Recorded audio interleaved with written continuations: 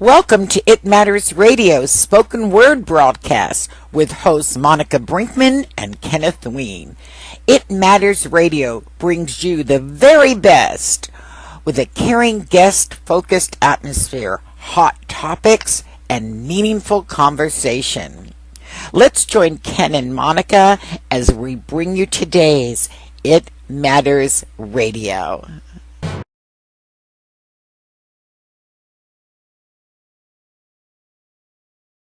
Oh, hi, Ken. It's so nice to see you. I'm doing great. I'm glad to hear that. And how's Punky? Punky's actually in the sun right now, basking in the warmth. Punky is a great environmentalist. She believes in using the environment to its fullest without disturbing it too much. Excellent. Yeah. I wish more people would do that. Yeah. Our guest today is one of the people who tries to teach others to approach the world that way, with that kind of concern and gentleness. His name is Chris Agnos, and Chris is a man who believes in sustainability and in sharing and in working together. And I think we have a brief video to tell people a little bit about Chris. So why don't we play that now, and then we'll have Chris on to talk about it. Okay, sounds great. All right, everybody, here you go.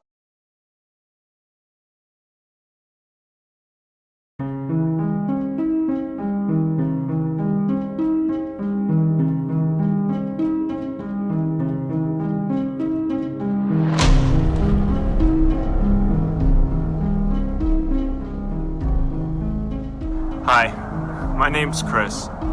5 years ago, I started the Sustainable Human Facebook page to hold space for a conversation about the deep underlying roots of our many sustainability crises. Through that conversation, we've discovered that the economic system we've inherited must consume more planetary resources every year in order to thrive. That means extracting more metals and oil, flattening more acres of forest, removing more mountaintops to fuel an economy that isn't even meeting the needs of most people. The worst part is that our very livelihood, the food that we feed our families, is dependent on how much we contribute to this planet and life-destroying machine. And even fewer of us are needed as contributors each year. We can't wait for the politicians to fix our problems. They aren't even paying attention to them. We are creative, intelligent, and generous people, and when we organize and work together, we are capable of amazing accomplishments. What's stopping us from voluntarily working together to create a world of sustainable abundance for all?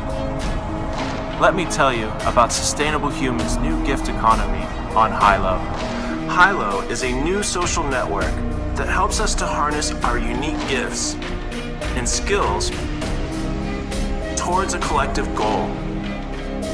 Members share seeds, which can take the form of a request, an offer, or an intention. In our case, that intention would be to create something, anything, and give a portion of it to the world for free, helping to bring about a new economy based on sustainable abundance. Participants are encouraged to form self-organized groups and project teams that utilize each other's unique skill sets, whatever skills are necessary to help that intention bloom into a real-life project. One of the coolest features about Hilo is that it allows for each of us to build our social reputation. by tracking all of our contributions that we make to various projects. Here's the best part about this community. It's free to sign up, and everyone is invited to participate. All you need to bring is your positive attitude, imagination, and a desire to work with others to create a world of sustainable abundance for all. We think we need money to accomplish things, but money never accomplished anything on its own. Everything humanity has built was created by people's creativity, imagination, participation, and hard work. Our problems won't be resolved when we find the money to pay for their solutions. Our problems will be resolved when enough of us come together to create the world we want to live in. We all have an inherent desire to give. That's part of what makes us human. When we work together in sharing our gifts, we wind up recovering something that much of the human race lost long ago, that sense of shared purpose and community.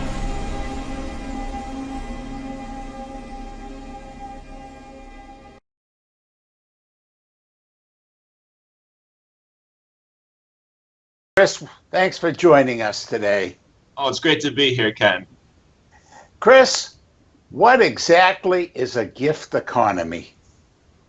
Well, gosh, a gift economy is something that I think we're all familiar with. Because most of us, I hope, have a gift economy that we participate in every day.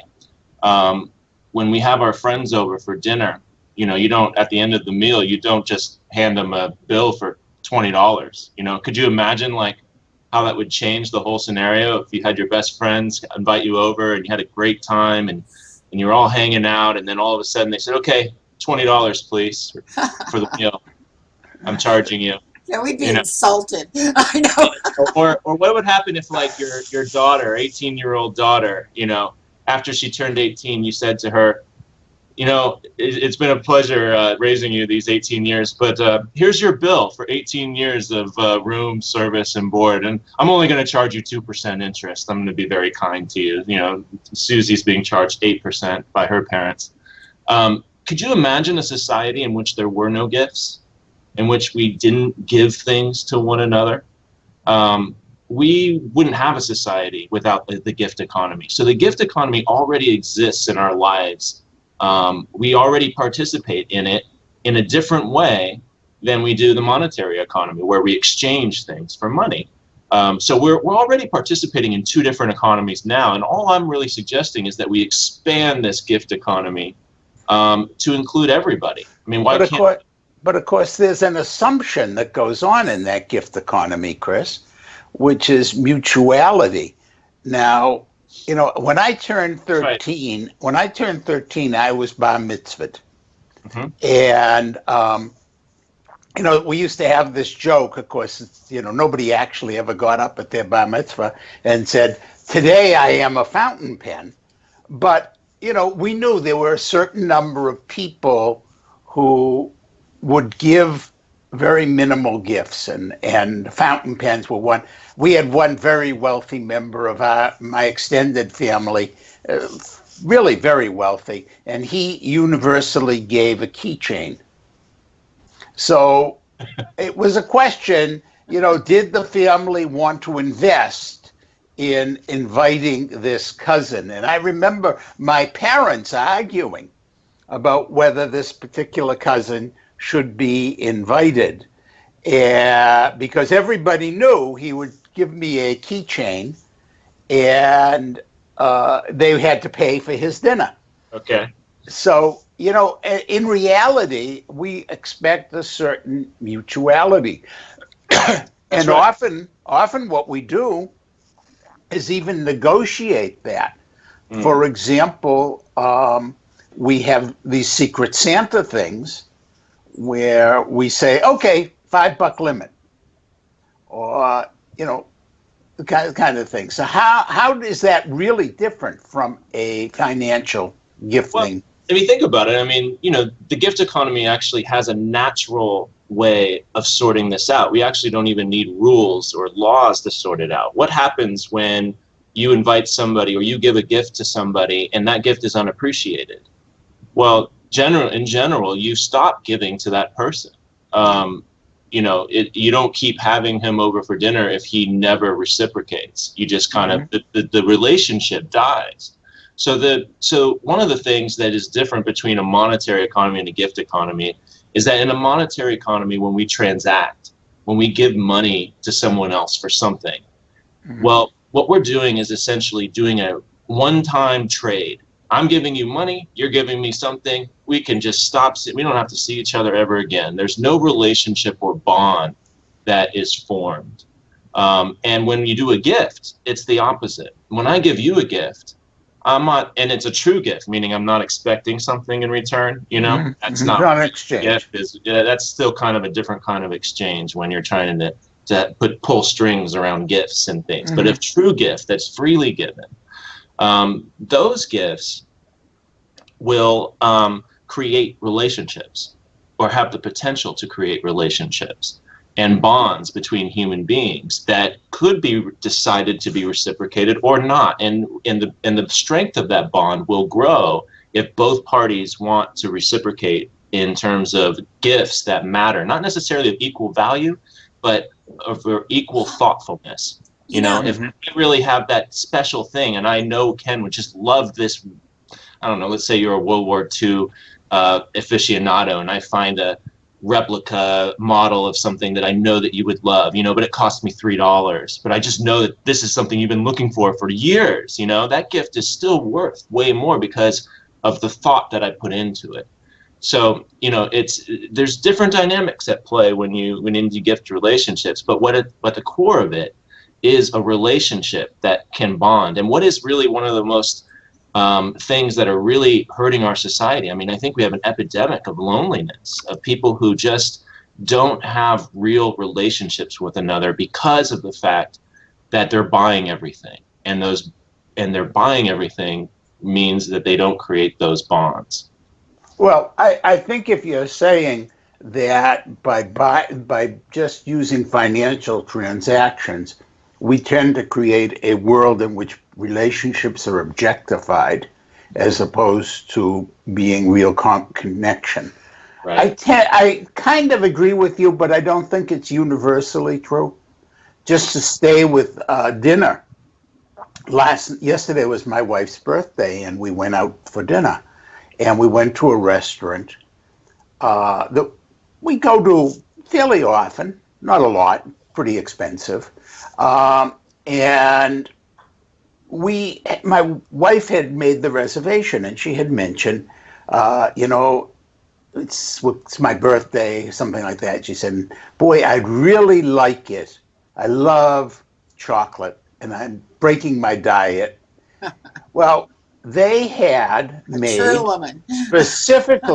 specifically on the menu last night was this incredible chocolate cake that Charlene, the cook, who will come out and talk to my wife because we go there and she knows my wife appreciates her cooking, had put on the menu.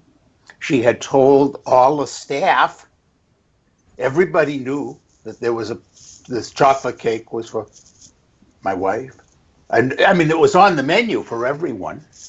The owner of the restaurant came over to ask how the chocolate cake was. Okay. Now, I would say that was pretty personal. Yeah. And yet we never got asked for it nor received a reduction in cost. They never served us a free anything at that restaurant. Mm-hmm. I'm not sure that the two things are mutually exclusive. Sure. I wouldn't say that they're not. Go ahead, Monica. Sorry. Did they gift that to you, or did you have to purchase it? No, we purchased it. That's what I'm saying. It's kind of there's a gray area between the two things. Have they ever given you a gift before? No, never, nor have we ever expected it. Never said, oh, dessert's on us today, or something like that. No. No? Well, I mean, it doesn't, you're right. They're not mutually exclusive.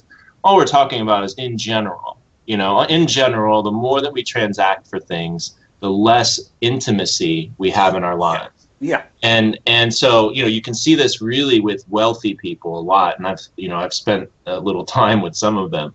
But what the really, really wealthy people who pay people to watch their children, people who pay people to cook their food and to clean their house and to do all of these things, which are very intimate things that are part of your lives, you are disconnected from your life in almost every tangible way. If you're not cooking your own food, at least on occasion, I mean, this is an act of that human beings have been doing there for 50,000 years, and now all of a sudden you're not doing those things, and you're paying someone else to do it.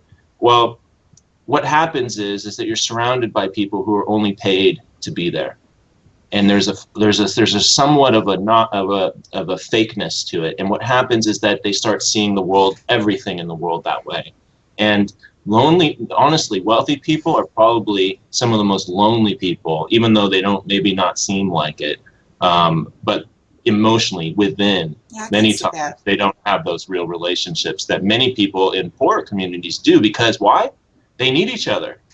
You can't, wealthy people really don't need anyone else. And poor people in communities do need each other because they rely on each other for help from time to time when they can't manage on their own. And And those relationships are meaningful, Do you think that people, I'm not sure how to ask this, but do you think that there is an issue in our society about how people can accept gifts and not accept gifts, specifically from a particular group or non-group? Oh, sure. Yeah, I mean, there's all kinds of weird things around gifts because underlying a gift is an obligation. And some people don't want to have that obligation. They're almost afraid of the intimacy that might result of a gift relationship because they just haven't experienced it, or their experience tells them that they might get their feelings hurt. Because you are opening yourself up in gift relationships to being vulnerable, to being hurt, because you're saying, I care about you. And if that other person says, I don't care about you, well, that's very hurtful. That's hurtful for any human being. And it's probably one of the most hurtful things that we can experience is rejection. And we avoid it like anything. We don't want to put ourselves in a position where we might get rejected. And so gift relationships suffer because of that. Because when I do offer you a gift, I am saying, I care about you. Do you care about me? That's kind of the underlying knowledge that's happening, or psychology that's happening in a gift. How about if you say to me, here's a gift, I care about you, and my response is, I don't want your gifts, but I care about you. How do you show that? I just don't enjoy these kind of gifty things. What I enjoy is doing things together. I enjoy being there to help you if you need my help. I enjoy your helping me if I need your help. But I just don't like this exchange of gifts. Well, I think you're thinking of gifts in terms of purely physical things. That's what I was going to bring up. Well, yeah, I wanted to make that distinction. That was probably the most primal gift that anybody can give, and everyone can give this gift, is their attention. Mm-hmm. They can pay attention to you. And that is a way of saying, I care about you. You're right. You don't have to give a physical gift. It's not about, this knick-knack or something like that, because that's not even really personable many times. If that physical gift was personal in some way, then it would matter. But most of the time, it's not. We have all the physical things we need in this society, pretty much, most of us. Mm-hmm. And so we don't need more. Actually, I'm going to go beyond that and say, from my point of view, often the giving of physical gifts gets in the way of real gift. I think it could. Many times it could, because now you're materializing a spiritual or a connection, something that is beyond material, and you're making it about material. So that can actually get in the way. Absolutely. Mm-hmm.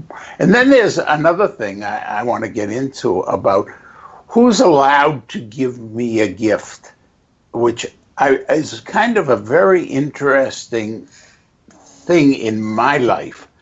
Okay, and if you've read my novel Memoirs from the Asylum, you might appreciate some of this, where my mother actually kind of gets to be a character in the book. I grew up with a very strange mother.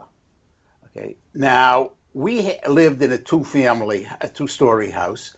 The people who lived below us were of Italian descent. He was a World War I veteran. And they would try to give us, for example, the woman made this absolutely wonderful smelling, I never got to taste it, wonderful smelling spaghetti sauce. And she would bring a pot and leave it, try and give it to my mother. And my mother would reject it because it wasn't, and this is the bizarre word, kosher. Now, we did not keep kosher. Kosher had nothing to do with like ham or lobster or anything like that. Kosher had my mother's rather unique, bizarre world.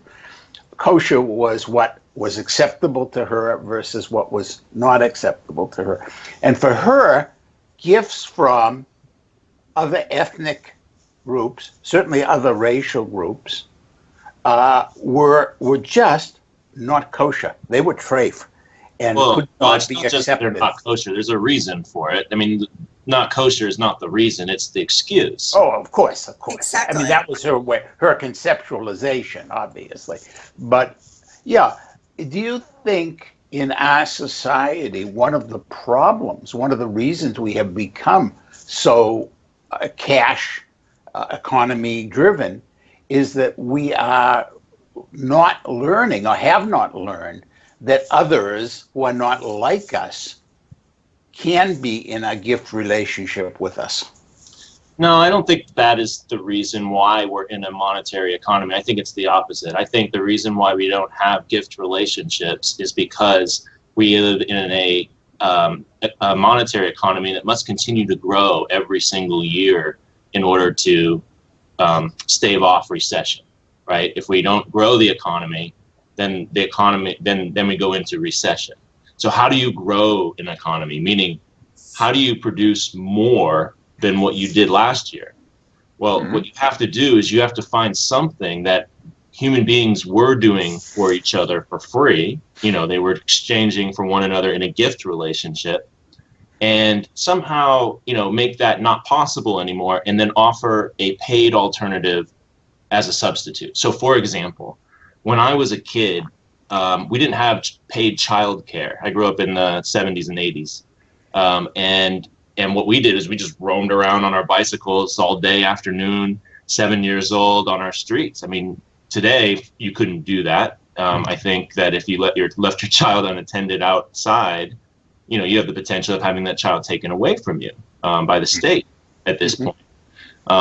Whereas in the 70s and 80s, that wasn't the case. So now you can no longer have your child roam free in the street. You have to pay someone else to watch your child. This is a way that increases economic growth, but it doesn't make us happier. It doesn't, it would be much better if we had a relationship with all of our neighbors who we could go, hey, have you seen Timmy? Oh yeah, he's over here at our house hanging out with our son. That's how it was. My mom didn't know where I was. If she wanted to find me, she'd start calling a few of the neighbors, and then they would tell her where I was. And so this was not a service they paid for. They didn't pay all the other neighbors to watch the kids, but it was a gift relationship. And if you go back further in time, you'll see other types of things that we used to do. So before the television, people used to gather on their porches, and they used to hang out together and talk with their neighbors. And that was their entertainment. They'd sing together. They'd do these things. This is way before television. And then when television came up, everyone went inside. Now they're buying something. Now they're in something that has replaced it, but they're paying for it. And they're paying for entertainment. Now we don't create our own entertainment together. We pay for it. We go to the movies. We go do a million different things. But our entertainment, we generally are paying for. Whereas we didn't used to do that a long time ago. And even before that, you could go back further and you could look at what insurance industry. I mean, before there was the insurance industry, you would have a social insurance with the people in your town, that if your town burned down and you were good to the people of their town, they would come back together and help rebuild that barn for you that burned down. So there was this kind of social insurance, and these are all built on human relationships that have been disintegrated as we have grown our monetary economy to the size that it has now. And that's all we're doing is we're trying to find what other service out there can I sell? What other product out there can I sell? And we're all putting ourselves in this position to try to sell something to someone who will be willing to buy whatever we have to sell. And that's how we have to make a living. So that's the type of economic thing that I think needs to shift. And if we could shift it into a more gift economy, I think that we would all be better off. But if we do that, won't the economy collapse? I mean, isn't that what you're saying? Is that we're staving off a disaster?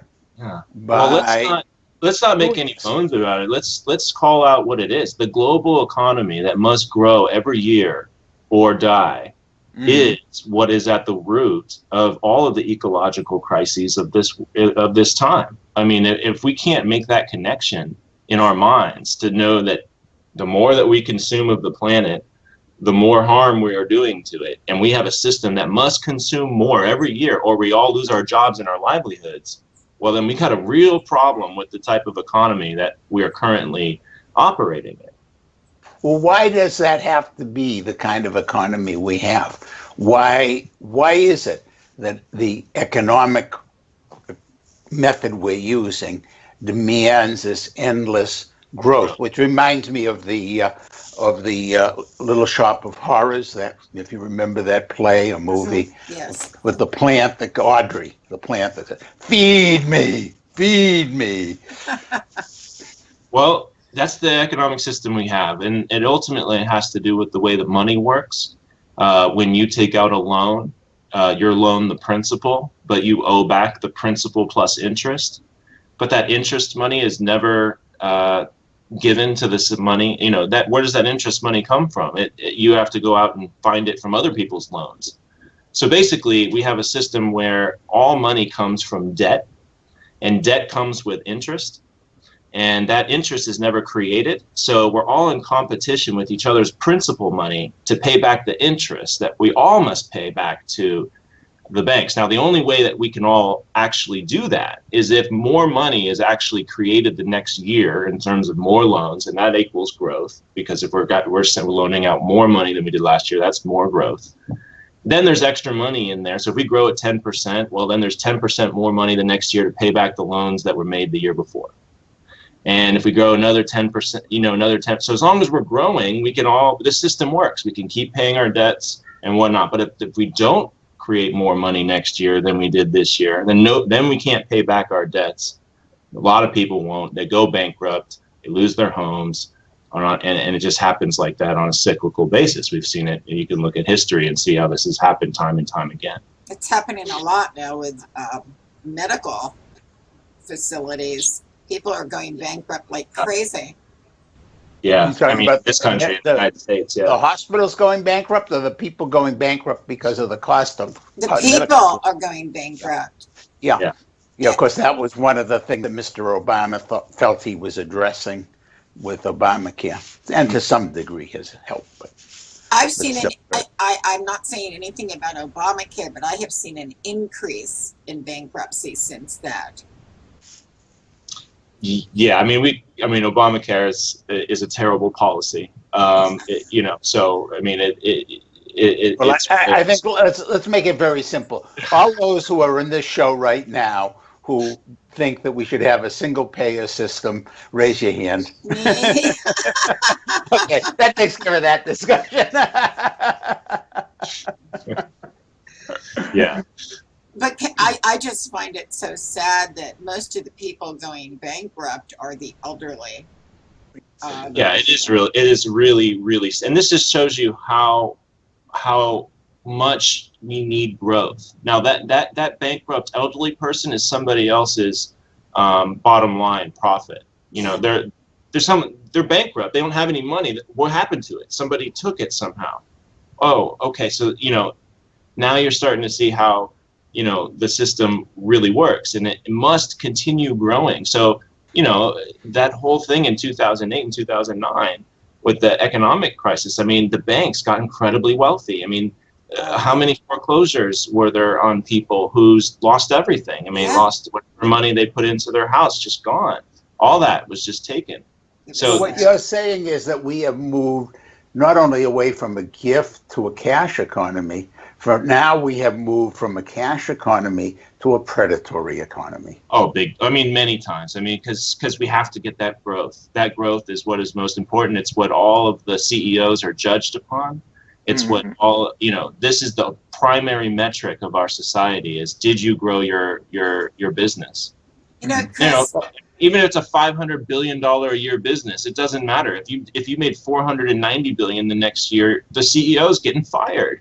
I mean, that's the craziness of this whole system. We have to grow or we perish. And if we do grow, we are going to perish. So there is no other way. We have to find another way to do things. You know what I've been seeing happening, and you probably have too, Chris and Ken.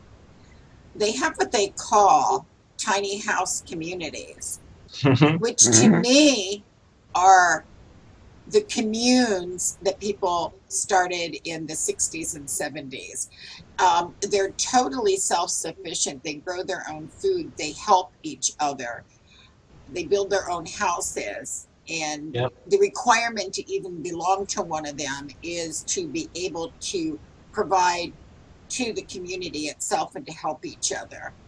And they're growing like crazy all over the place. Yeah, there's a lot of people here who are fed up with this system, or fed up with the alienation that they feel participating in this system, going to work, barely getting by, and making a bunch of money for other people. I mean, it's just not natural. It's not natural. And there's a lot of people who are waking up to this, and there are alternative ways to live life. And it's then the high consumptive, high monetary lifestyle. And guess what? It's actually more fun. It's actually more rewarding. It's actually more human. It is something that I think each of us who are stuck in some job we hate are longing for, but maybe are just afraid. And why are we afraid? Really, it's because we're afraid of how other people will perceive us if we don't do what everybody else is doing. What will our friends think about us? I don't care. Yeah, well, you don't I care. stand up. See, and then it finally get to the point where you say you don't care, and then that's where freedom begins. To be honest with you. Exactly. Yeah, freedom begins when you don't care if other people think you're crazy because you're doing something that makes you happy. Right. Well, this brings up a very interesting thing, though. I was just, as you were talking, Chris, I was thinking about Occupy Wall Street. Yeah. And how that appeared very much to be an expression of the values you're espousing. But as economy started to improve, as jobs started to appear, the energy behind that seemed to dissipate. I know there's still some of it because we see it kind of in Bernie Sanders' appeal to the young, but a lot of that energy seems to dissipate, which brings up something very interesting about the difference between transactional and a gift economy. That a transactional economy tends to co-opt people.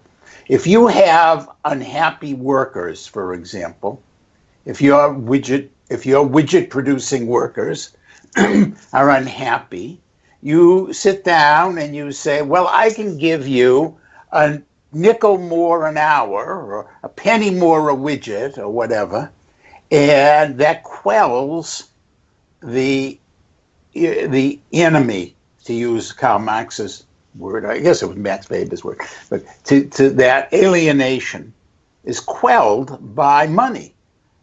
And it strikes me that that's maybe something we need to talk about, that the modification of emotion and the role of the law courts in creating that sense that emotion can in some way be made fungible.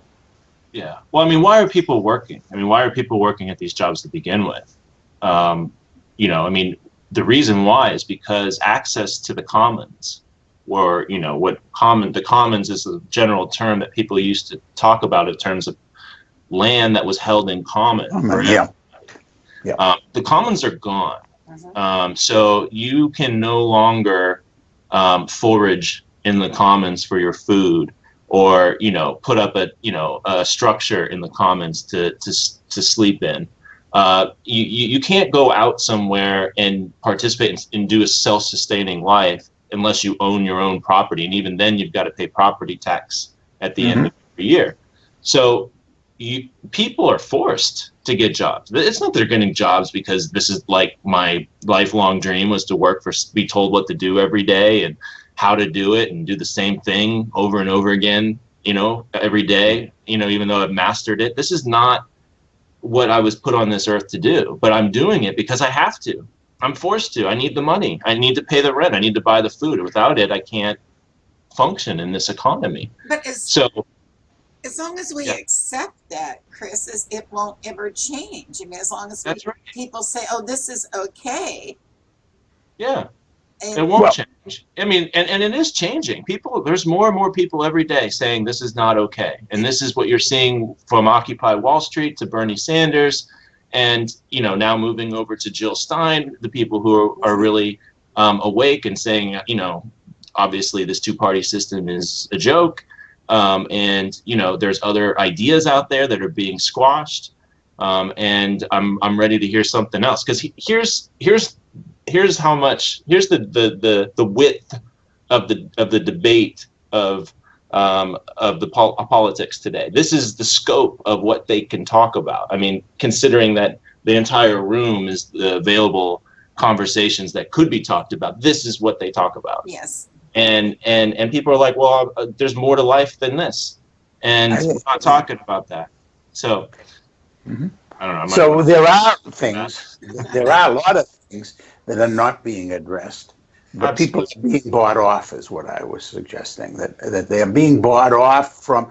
And one of the ways that politics buys us off is, for example, if we say, "Oh, it's about taxes. It's taxes. It's taxes." Then everybody gets focused in on the money in their pocket and the potential that they'll have to give some of it up. And so all of that feeling of frustration that's going on in their lives becomes secondary, because I got to protect the money in my pocket. The system exists to keep us focused on money. That's right. It does. It does. And do we need the system is really the question. Do we need it? Could we have a society without a government? Is that possible? I think that's a question that's worth asking. I think that most people would just assume, no way, how could you ever do that? Who would build the roads? Who would we would. Who would put out fires? Who would do all this stuff? But I think that really, when you start going down that route, I mean, it shows that what are we, helpless? What are we? Can't do anything ourselves. We can't talk to people. We can't form voluntary associations with other people and get things that we both want to get done. We can't figure out how to talk to people, how to do conflict resolution, how to do consensus decision making. These are all things that we have the capability to do, and we could do. But what happens is that I think that government tells us that we can't do this, and we're kind of told that from a very early age with our schooling process. I mean, they have some studies done where they say that 90% of 2-year-olds, if they ask the 2-year-old, are you creative? They say yes. They ask the same question of 7-year-olds, and all of a sudden 10% of 7-year-olds say they're creative. So what happened? 2 years of schooling happened. So, and then when you get to adults, they say 2% of adults say they're creative. Now, creative thinking is what we need at this particular juncture in humanity. We need to be creative in terms of how we're relating to each other and to the natural world. But we don't have that ability to think that way has seemed to have been taken away from us somehow. And I think that, that there's a reason for it, and it creates helpless people who don't know how to do things. I mean, what are we learning in school if we're not learning about plants in our environment, how to grow food, how to relate to one another, how to do conflict resolution with one another? These are the core subjects of living a human life, but those are absent from our schooling system. So, what are we teaching ourselves? I think we're teaching ourselves how to be helpless dependents on a system. and to do one thing, be trained to do one thing over and over and over again. Here, you're just going to turn this little crank in this big wheel, and that's all you're going to do. You don't have to know anything about anything else about the whole system. Don't even know what the machine's doing. Just turning this little crank, you know, and then go about and entertain yourself. That's basically what we. Do you have children, Chris? I don't have children. No. Do you plan to have children? I don't plan to have children. No. Okay. Yeah. Do you think that the kind of idealism you're expressing, okay, is easier to express if you don't have children? Well, I can't really answer that question because I don't have children.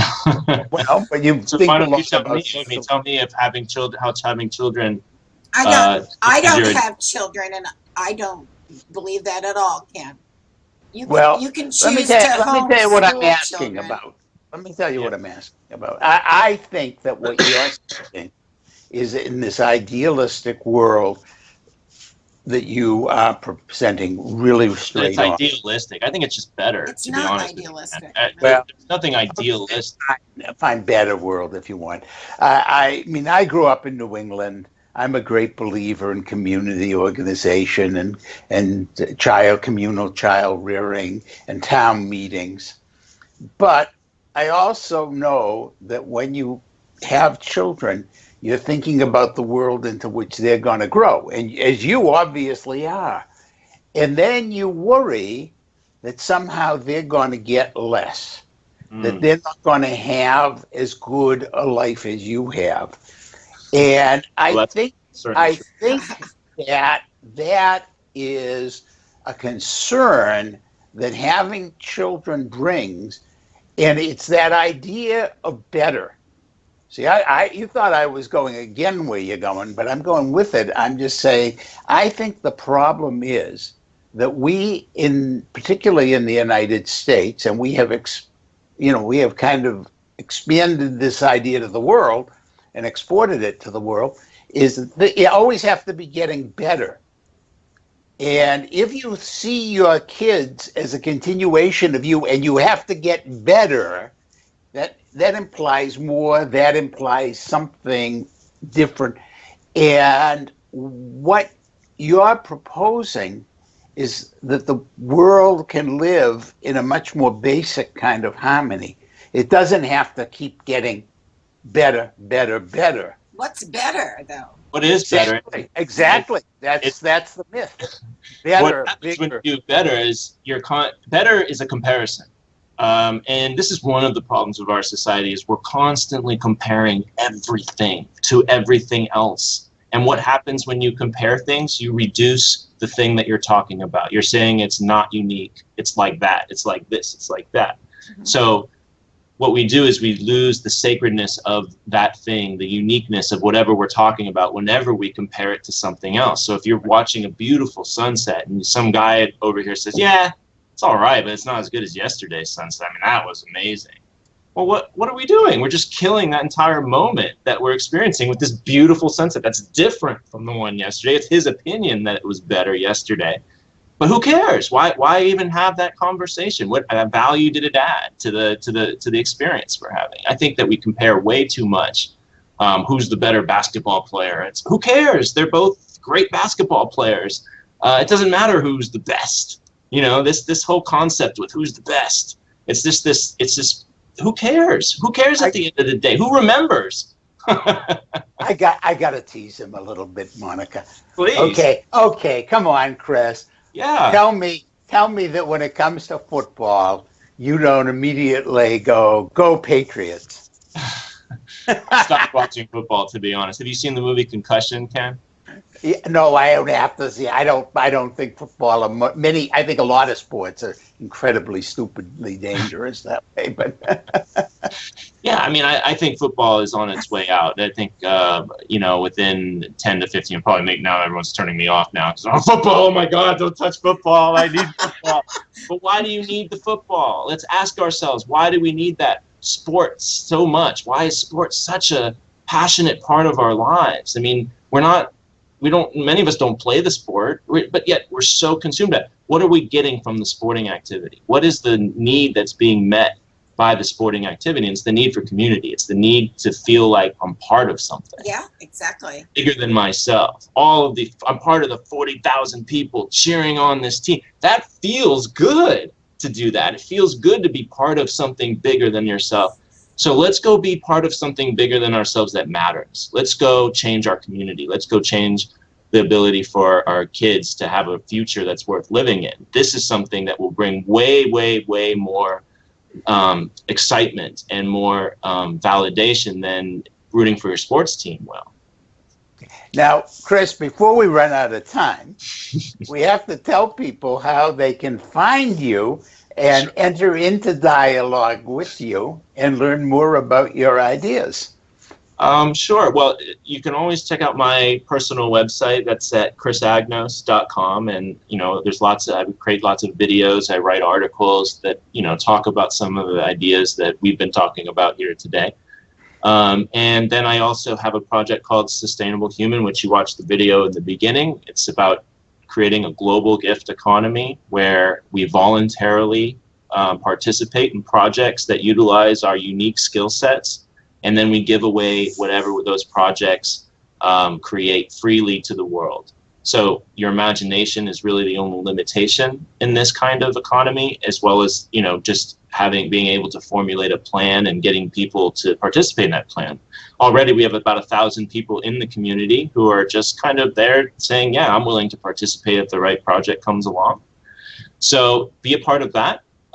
It's not something that requires all of your time. You can still continue on your daily lives without, just changing everything in your life. It's just saying, oh, well, if there's a good opportunity to participate in something that will benefit the world, then sure, why not? I'll give a little bit of my time to that.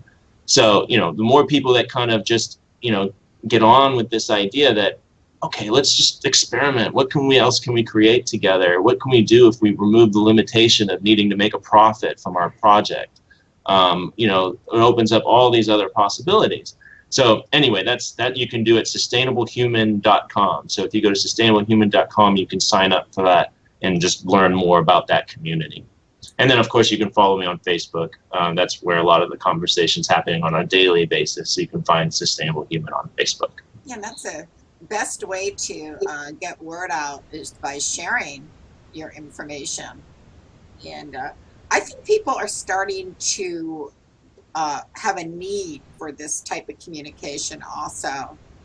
They're lost, and a lot of people want to give back to each other and they don't know how. So I think starting by looking at your site is going to be wonderful for many. Yeah. I think what we really are talking about is that we as a society no longer, and for good reason, no longer are willing to look upward and trust whether it's the church or it's the political leader or certainly not the courts and the lawyers. Yeah. And even to some degree, those who are perhaps more trustworthy, like physicians and teachers, we really don't want to just trust upward. We want to trust parallel. We don't want hierarchy. We want equality. And I think that, back in the late 18th century, the idea started and expressed beautifully in France, the idea of liberty, equality, fraternity. Mm-hmm. Okay, and of course, we want to get that word fraternity changed a little because we don't want it to be sexist, but we really do more and more, I think today, finally, after all of these years, start, at least in the United States, and even more in our neighbor to the north, there is this belief that those values are really what should be the beginning point of our society and our system. And I think, Chris, you're articulating that beautifully. You know what, Ken?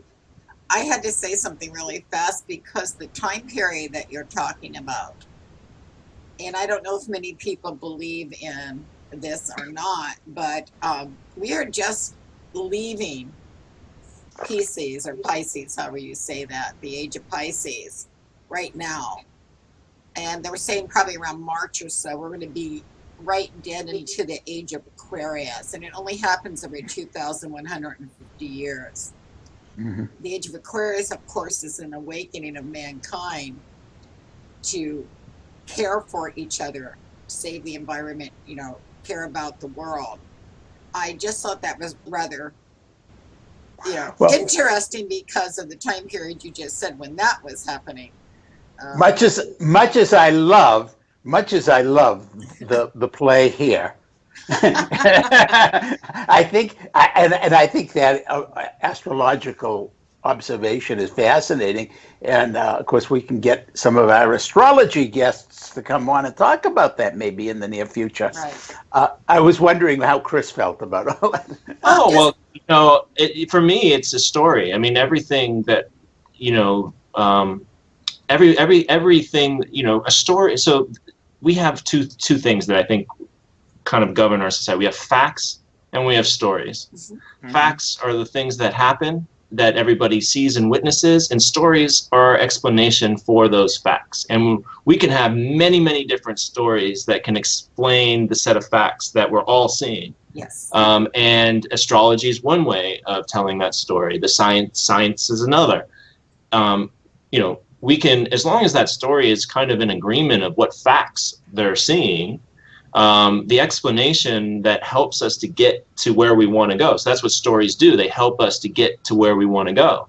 If we're freezing outside in the winter, and we're cold and we're shivering and we don't have enough clothing, and we know that we have to get to a warm place or we're not going to make it, and we start feeling, we can tell ourselves two stories. We can tell ourselves the story, I'm going to die here, it's hopeless, and what's going to happen? That's what's going to happen. You're probably going to die and out there. Or you can tell yourself that you're this you're this important courier, and you've got a message that you have to deliver, or some great consequence is going to happen, and you have to keep going because the whole world is dependent on you surviving. If you have this story in your head, you're much more likely to survive. So now, which story was true? Neither story was true. It's just the one you're telling yourself to achieve the goal you want to achieve. So I think that we should become, if we can, cognizant of the stories we tell ourselves and the stories we tell in general, and the purpose of that story. Is that story going to get us to where we want to go, which implies that we know where we want, at least to start moving it, even if we don't know where that direction will ultimately take us, but we have an idea of where we'd like to go.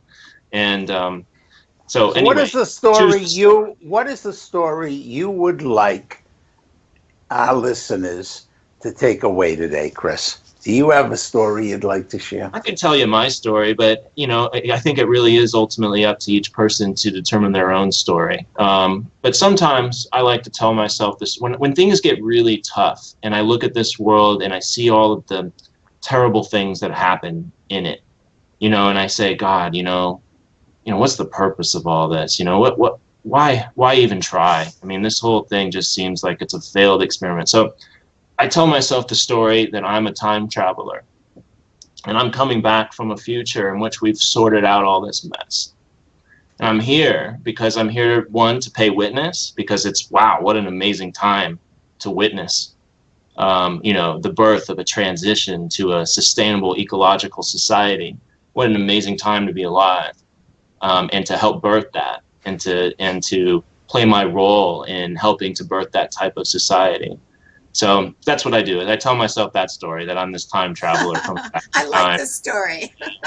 And because it helps me to get over the despair. It helps me to get over the thing. And that's what I want. I don't want to sit here in despair and cry about the world. I want to do something that makes a difference in it. And so I tell myself a story that will help me to do that.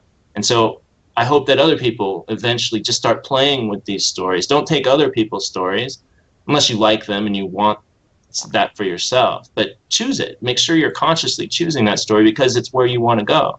And of course, that also makes sure that you also spend some time thinking about where you want to go.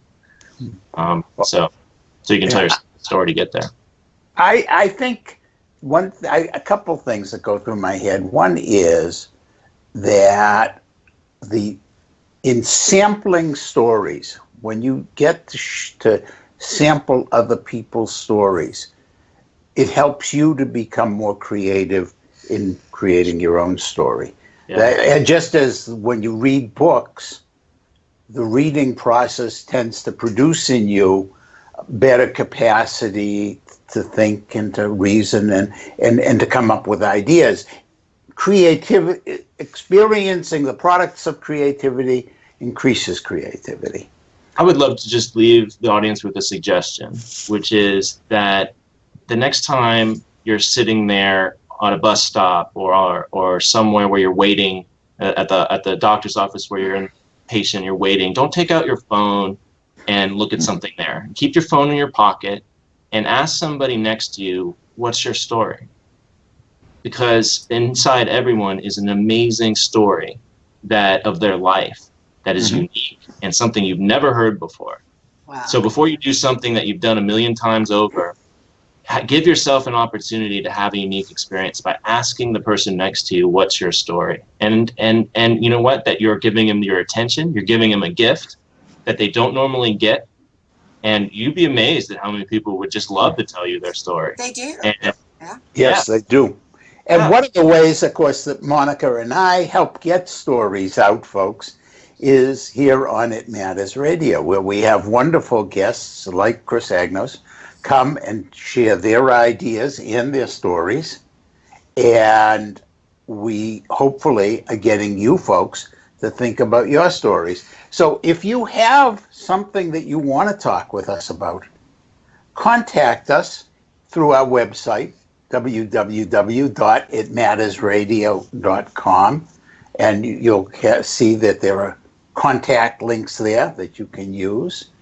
And please, because dialogue is important in this world, I think if anybody has demonstrated that and talked about the need for dialogue, it is Chris, our guest today. Because dialogue is so important in our world, please tell other people about It Matters Radio so that we can build audience of people who want to take part in this kind of discussion. And absolutely, please check out Chris Agnos. He's got some great information that he shares, and I so appreciate you, Chris, for caring enough to put yourself out there to people, because a lot of people might feel the same way as you do and they won't speak up. Well, I'm like you, Monica. I stopped caring. I want to say one more thing before we leave, because what you had just talked about, putting your cell phone down and talking to the next person. I briefly, well, not briefly, but I worked for hospice for a while, and I, of course, was a companion to the people that were going to be dying. Thank you. Thank point. You for doing that, Monica, of all of us. Well, I think everybody should do that, especially go to nursing homes where many people are there and they don't have anybody. But what did you get out of it? What did you get out of that experience? I got more than I'll ever get out of my entire life. I met the most remarkable people of all races, all walks of life, and boy, the stories they told you. I just met the most remarkable people. And I bet you that the one thing that you got out of that was authentic experiences. Yes, it was absolutely. Things that were real. We're talking about real things, real feelings, real hopes and real dreams, real regrets, real sorrows. Yes. Right? Absolutely. Stuff that mattered. Stuff that mattered, not what was on Game of Thrones, right, or what Kim Kardashian did yesterday. All this stuff is crap, but you actually got to have real, authentic, and that is something I think that we're craving in this society is authenticity. We're sold all this fakeness through the advertising and all this, but all we just want is real stuff. We want that. We crave it, but we fear it. At the same time. It's really remarkable. Well, all I can say is that it was beautiful, and I know maybe people think, how can you say that sitting with someone who's dying is beautiful? But it was. Yeah, I think it is the question of the manner of the dying, and I think that one of the things about hospice that maybe we should try and do a show about hospice sometime, Monica. Right. More than one show. That'd be great. But one of the things about hospice, and I think this is very interesting from the point of view of what Chris has been talking about. People who go to hospice are making a choice and telling themselves a story about the meaning of life and death that is different from those people who don't go to hospice. Mm-hmm. It is part of the sea change that I see going on in our society, where we are talking more and more about that equality-oriented society, that human-oriented rather than hierarchical society. Part of that change, from my perspective, is that we're looking at the process of dying differently. We're looking at it not as some monumental exchange with some god, but rather as part of the human experience. Mm-hmm. And people who go, I have had friends who have chosen to go to hospice, and I have had friends who have fought like hell not to go to hospice. Because, and I have really noticed that there's a great difference in the story they're telling themselves, and therefore to me and to the people around them, about what life is. Yeah. And I, like Chris, thank you, Monica, that you have been there for the people. I thank them. You have gotten a great deal from them in exchange. Well, one thing I learned is that you're absolutely alive until the moment you die. Okay. Oh gosh, and isn't that something that many of us forget, or that we're alive? I had a whole different life too, and I know before I became aware of the things I'm talking about today. I'm still came up in this culture and experienced this culture before I decided I didn't want it anymore. But yeah, what you're saying is absolutely true. Yes, it was great. Well, gosh, we're going to have you back another time and talk some more. Anytime. We can talk for hours. I know that. Chris, thank you so much for joining us today. It's been a delightful interview from my end of the things, and I hope from yours. Folks, again, our guest today is Chris Agnos, and look for his website, look for The Sustainable Human on Facebook and that website as well. And remember that it is up to us, each and every one of us, how our society functions and how we relate to the people right there in front of us. You got it. Thanks again, Chris. Thank you, All right. Chris. Thank you, guys. Bye-bye. Bye.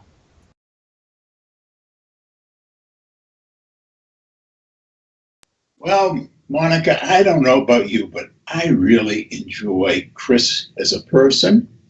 And I also really enjoy and think a lot about what he has to say. I hope he's going to come back and talk with us. Maybe we can do some more interviews with him, with other people, talking not only about his idea of a gift economy, a shared economy, but also his views on how to have a more sustainable world, one in which we can all live decently. I know you share his values as well. I just think he's there's a lot of people that think as he does, but they're not brave enough to share it with other people. And when you find someone like Chris, you just have to treasure him, and I hope many people will go to his website, go to his Facebook page, and share him. Yep. And with others, because it's issues, his topics are some of the most important matters for the entire world. We're not even just talking the U.S. Yeah. Now, you know, Monica, one of the neat things that I learned recently is that Chris has just moved here to Phoenix. I didn't know that. Yeah, he's Yeah. one of your people now. Now he's a local, and he and I are going to get to know each other a little bit more socially, Great. which means that I can drag him on the show, kicking and screaming if need be, to react to some of the things that some of our other guests bring Yeah, up. that'd be great. But, you know, I want people, as they're listening to this show and as we're leaving today, to know we are looking for guests who want to talk about things. We're more than just about books. We're more than just about movies. We want people to share their ideas, their thoughts. And so, folks, please go to www.itmattersradio.com and contact us and tell us why you'd like to be on the show, what you'd like to discuss. And of course, much as we want to hear from everybody in the world, we do want to know what skill, background, experience, or whatever you may bring to the topic so that we can approach it in an intelligent and useful way for all of our fans. Now, I know Punky joins Monica and me in making that invitation. Yes. And do not believe the email responses you get from Punky telling you that you have to send sardines to be on It Matters Radio. We don't require sardines. We don't require tuna fish. We only require that you be thinking and caring about the world and about what matters. Exactly. And Ken, I want to thank everybody for joining us today. I hope they will share our new venue with everyone and let them know our new time. And like you said, please, if you have something important, an organization, anything that you feel that could make a change or that matters in the world, please give us an email. And again, that's www.itmattersradio.com. And I also like to thank our guest, Ken. He was just marvelous. Yep. And Ken, with that, I think we're going to leave and say goodbye until next time. Bye-bye. Bye, folks.